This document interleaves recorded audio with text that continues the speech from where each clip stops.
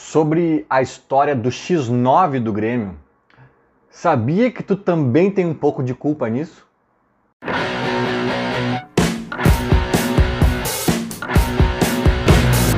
Começando mais um vídeo, sempre com a força dela, a Esportes da Sorte, a casa com as melhores odds do Brasil. Aposte em quem aposta no Grêmio. E começando mais um vídeo polêmico, né? Eu sei que é polêmico porque eu falei há pouco sobre isso no meu Twitter e olha, recebi muita chapuletada, inclusive de gremistas, a galera discordando de mim. Então eu vou tentar explicar um pouco melhor aqui em forma de vídeo. E já adianto que caso alguém discorde de mim, aqui para vocês, ó. Tô brincando. Vamos lá, pode discordar à vontade, com civilidade, né? Pode comentar aí que pensa diferente, mas é o seguinte, eu tenho talvez uma visão um pouco romântica, romantizada sobre o jornalismo, né? Já tive algumas discussões, no bom sentido, né? Não briga necessariamente. Já tive alguns debates sobre isso, com alguns jornalistas, inclusive. Até com o Baldasso, eu acho que eu já falei uma vez sobre isso. Já fiz um vídeo que eu acho que até hoje está no meu canal, se procurar bem ali, quando começou a pandemia. Eu fiz uma série de entrevistas com algumas pessoas. Eu falei com o JB Filho, se eu não me engano, sobre isso. Sobre a questão do jornalismo esportivo e tal. E acho que a gente entrou um pouco nessa seara. E discordamos, obviamente, desse ponto específico aqui. Mas o que eu acho, tá? Eu acho, primeiro assim, ó, falando do jornalismo esportivo como um todo. Aliás, do jornalismo como um todo, vamos abrir um pouquinho mais. Eu acho que os jornalistas, eu não sou jornalista, né? Eu sou publicitário, então até tô me metendo numa seara que não é exatamente a minha. Mas eu acho que, não sei se os jornalistas aprendem na faculdade isso, ou se é uma coisa da cabeça deles, eu não sei da onde vem, mas o jornalista tem uma coisa que vai muito no sentido, sobretudo o repórter, assim, eu acho, que é assim, ó, informação tem que ser passada. Custe o que custar, doa a quem doer. A informação caiu no teu colo, passa. Não passou é erro, é condenável. E eu tenho uma divergência grande com isso. Aliás, não só eu tenho, né? A gente, como eu estou pegando aqui o jornalismo de uma forma ampla, a gente sabe muito bem que se por acaso, vamos supor, tem uns bandidos fazendo reféns em algum lugar, tá? E aí a polícia tá fazendo uma estratégia para cercar os bandidos e conseguir pegar os reféns, né, sãos e salvos, e aí vai criar uma emboscada e pegar os caras, entrar pelo subsolo do prédio, o outro vai vir por ali, e daqui a pouco um jornalista tem acesso a essa estratégia da polícia. Ele vai divulgar? E aí os bandidos vão ficar sabendo? E aí a vida dos reféns vão ficar em risco? Acho que não, né? Então, assim, eu tô pegando um caso exagerado, muito exagerado, pra gente ter aquela noção assim, será que toda a informação que cai no meu colo eu tenho que repassar? Então já não é bem assim, E para pegar casos menos extremos, ou melhor, para pegar casos reais, casos que a coisa de fato acontece nesse sentido, suicídios. Né? Suicídio há tipo um acordo moral, sei lá qual é a palavra, entre imprensa e enfim, órgãos públicos aí que, cara, não divulga suicídio. Por quê? Para não incentivar. Porque às vezes assim o cara tá mal, não sei o quê, e aí ele parece que é tipo um troféu, né? Bah, eu vou me matar aqui, daqui a pouco sai no Jornal Nacional, e aí toda a minha família vê, meus amigos, e aí... Não, é uma coisa que às vezes fica até meio velada, assim, não se sabe muito bem como é que foi a morte, aí, enfim, vocês entenderam, né? Inclusive agora está se ampliando esse mesmo debate para esses atentados em escolas de crianças. Né, que os caras entram e fazem um monte de merda, daqui a pouco sai o nome do cara, sai a imagem, não sei o quê, e de certa forma isso pode ser meio que um troféu, né? O cara fica conhecido, daqui a pouco assim, cara, abafa o caso, sabe? Estão debatendo nesse sentido. Então assim, só tô pegando esses exemplos para mostrar assim, cara, não é bem assim, tem a informação, tem que passar. Tô dando alguns casos aqui bem sérios, né, e até fora do esporte, para ilustrar o que eu quero dizer. Aí, entrando no esporte, alguém pode me dizer assim, ah, cara, mas tu tá dando muita importância pro futebol. Tá falando de casos aí que envolve vida de pessoas e tal, agora tu quer comparar com o futebol. É justamente o contrário, cara. Pelo fato do futebol ser muito menos importante do que vidas de pessoas, ou até de questões econômicas e de coisas do governo, que se a imprensa divulgar vai prejudicar o país, vai prejudicar a economia, mas beleza, tem que divulgar. Eu sei que não é só pauta positiva, não é isso que eu tô falando. Agora eu tô falando que, tipo assim, cara, tem coisas que podem prejudicar os clubes e que não faz a mínima diferença ser divulgado ou não. Não faz a mínima diferença. E eu acho que esse debate até poderia, mas eu não vou fazer isso, poderia ser ampliado para o jornalista esportivo de forma geral, para o isento. Né? Porque o isento ali, o cara que não torce para ninguém, mas trabalha aqui na Zero Hora, na Band, não sei o quê, esse cara sempre diz que para ele o sucesso da dupla Grenal é importante. É bom ele estar cobrindo uma semifinal de Copa do Brasil, uma final de Libertadores, não sei o quê. Né? Então, esse cara, em tese, também se diz interessado no sucesso da dupla. Então, eu poderia ampliar esse debate para esse cara, mas eu vou focar aqui no jornalista identificado. O jornalista identificado. O cara que diz assim, eu sou gremista, eu tenho aqui a Grêmio Rádio News, eu tenho aqui a Inter, não sei o que. Cara, esse cara, velho, não faz o menor sentido divulgar algumas coisas. E aí eu faço outra analogia, que é a do... Os mais novos não sabem, tá? Mas antigamente os carros tinham rádios, né? Aparelhos de som assim, do carro, que eram roubados, muito roubados. Hoje em dia é uma coisa que já vem meio embutida no carro ali, né? Não tem muito como tirar, como vender. Mas antigamente era uma coisa, inclusive, cara, né?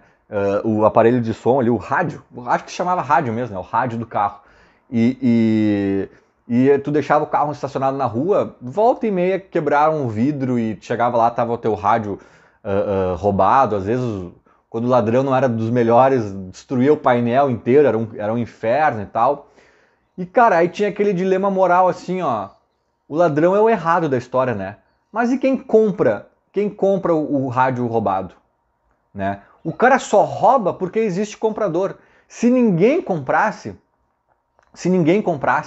o cara não roubava. Então, às vezes, o cara que compra um rádio sabendo que é roubado, e ele sabe que é roubado pelo preço, pela mão de quem ele está comprando e tal, em tese está tão errado quanto quem está roubando. Né? Claro que a gente faz um esforço para não ver a coisa desse jeito, porque quem está comprando é nosso amigo, nosso irmão, nós mesmos, então a gente faz um esforço para, não, são coisas diferentes. Mas cara, é um ciclo de uma cadeia que está tudo interligado e todas as partes fazem parte. Todas as partes fazem parte, é bom, né? Mas é isso. Né? Então o que eu quero dizer com isso? Que às vezes a gente fica falando do X9 do Grêmio, que é deplorável, que é uma pessoa lá de dentro, passando informações sigilosas do Grêmio para repórteres. A troco de quê, cara? De dinheiro não é. Né? Eu poderia apostar que não, ele não ganha R$1 para fazer isso. É uma questão de ego, nossa, como eu sou importante, eu tenho informações, aí eu vou dar pro meu amiguinho repórter aqui, pro outro ali. Cara, sabe, só pode ser isso, é uma coisa pior ainda, até. Totalmente, enfim, não vem ao caso, mas esse X9, que eu não sei quem é no Grêmio atualmente, se é que é uma pessoa só, se é que, né, enfim, tem várias nuances aí. Alguém disse esses dias que eu falo muitas vezes a palavra nuances, tá aí, ó, check. Mas a gente também talvez tenha que olhar para nós, né, para quem consome essas informações. Será que a gente não tem que julgar um pouco, no sentido não de cancelar, de xingar, mas no sentido de deixar de consumir ou de sinalizar alguma coisa para essa galera? Pra que divulgar isso? Sabe? Porque eu sei que é tentador. Daqui a pouco algum jornalista fala assim, ó, descobri o centroavante com quem o Grêmio está negociando em sigilo. A gente vai lá e clica. Porra, quem é? Sabe? Mas o fato de a gente saber disso é ruim pro Grêmio. Se o Grêmio tá mantendo aquilo em sigilo, cara, tem um motivo. O motivo é, ao todo mundo ficar sabendo, né, automaticamente outros clubes podem ter interesse, vai aumentar o valor do cara, vai entrar em leilão. Então, ao ficar sabendo, ao ser noticiada essa informação, o Grêmio fica mais distante de fechar com esse cara. Tu quer que o Grêmio seja reforçado no ataque? Então o ideal é que a gente não saiba disso. Espera um pouco e fica sabendo só, o Grêmio fechou com o fulano. Ótimo. Sabe? Eu, pelo menos, cara, tenho uma visão totalmente assim, sabe? Eu lembro que eu falei com o JB, eu acho que foi nesse vídeo, não me lembro se foi nesse vídeo e com ele, mas eu acho que sim. Eu dei um exemplo hipotético, assim, tá? Grenal final da Libertadores. Grenal final da Libertadores. Pá, imagina. Porto Alegre parada, assim, tipo, bicho pegando, Grenal da história dos séculos e tal, papapá. 2015. Pensa que isso é em 2015. Aí eu fiz uma seguinte hipótese. Você sabe-se lá por que brigou lá com os dirigentes do Inter? D'Alessandro fechou com o Grêmio. D'Alessandro fechou com o Grêmio. E um jornalista ficou sabendo disso um pouco antes do apito inicial. Cara, e o cara é colorado, identificado e tal. Tu vai falar? Tu vai falar? Talvez pensando num gremista seja mais fácil atualizar esse exemplo, né? Suárez fechou com o Inter. Tu ficou sabendo disso 20 minutos antes da bola rolar na final da Libertadores. Vamos supor que a final é na Arena, com a maioria da torcida gremista. A torcida gremista vai ficar ensandecida com o Suárez, né? Vai vaiar o cara cada vez que ele encostar na bola. Vai balançar o próprio clima do time. Vai ser uma hecatombe nesse sentido. Né? Fechou no sentido assim de tipo apalavrado, né? Óbvio que ele não vai ter assinado nada. Mas assim, tu soube que teve conversa e que teve sinal verde dos dois lados. Cara, eu como gremista não falaria. Eu esperaria o apito final, Grêmio campeão ou Grêmio vice, sabe-se lá, e eu falaria. Porque talvez essa seja a minha visão romantizada da coisa, sabe? Eu não acho que o jornalista tem que informar a todo custo. Eu acho que o jornalista, tô falando aqui de forma geral, fora do esporte, ele tem que fazer um bem à sociedade. Ele tem que fazer um bem à sociedade. Ele faz um serviço à sociedade. Que na maioria das vezes é dando informações. Mas que talvez vez ou outra não seja, né? Como eu dei aqueles exemplos aqui mais delicados no início do vídeo. Neste caso do esportivo especificamente, eu acho que é por aí também. E justamente pelo fato do jornalismo esportivo não ser tão importante quanto o jornalismo de outras áreas, assim, né? O esporte não ser tão fundamental como a vida humana, como talvez a economia de um país, como... Justamente por isso, cara, é menos traumático tu segurar uma informação. Por que tu tem que dizer 2 dias de antecedência que tu descobriu o time que o Grêmio vai pegar o Bragantino? Vai subir o dólar? Segura, cara. Eu sei que tem um X9, boca aberta, mau caráter, dentro do Grêmio, que tá vendo ali os treinos fechados e tá passando pro jornalista. Mas pra que tu vai dar essa munição pro Bragantino? É uma informaçãozinha tola, cara. É uma coisa que não é assim... Até essa bomba aí do D'Alessandro, que eu fiz o exemplo, ou do Suárez, talvez seja até mais discutível, porque é uma bomba, né? Agora, cara, os caras ficam passando a escalação do Grêmio Bragantino. Pro treinador do Bragantino ter essa informação 2 dias antes, enquanto ele poderia ter apenas 1 hora antes do jogo. Pra que tu tá prejudicando o Grêmio, cara? É isso. O Grêmio não tá segurando essa informação da escalação, por exemplo, porque o Grêmio é malvado, porque o Grêmio gosta de fazer um misterinho, Não, cara, porque é uma estratégia do Grêmio. Cara, quanto mais tarde o adversário souber quem a gente vai escalar, menos tempo ele tem para se articular e se defender e montar um esquema para responder a nossa estratégia. E aí vai lá o X9 do Grêmio, que em tese é para ser alguém gremista, ou alguém lá de dentro do Grêmio ali, né?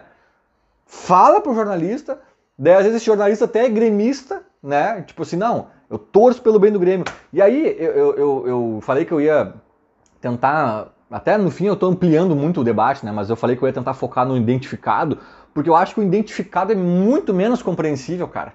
É muito menos compreensível, porque eu acho que assim, ó, beleza, de jornalismo eu posso não entender tudo, mas de gremismo eu entendo, cara.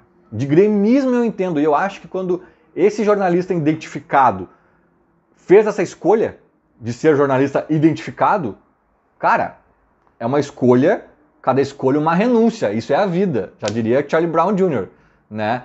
Quando tu faz essa escolha, cara, tipo assim, tu se diz gremista, tu se diz torcedor do Grêmio, né? E jornalista também. As duas coisas têm que coexistir. Beleza, tu é jornalista, mas tu é gremista, né? O que pressupõe tu ser gremista? Tu torcer pelo bem do Grêmio, tu querer o bem do Grêmio. É incompatível o teu lado jornalista fazer coisas que prejudicam o Grêmio, cara.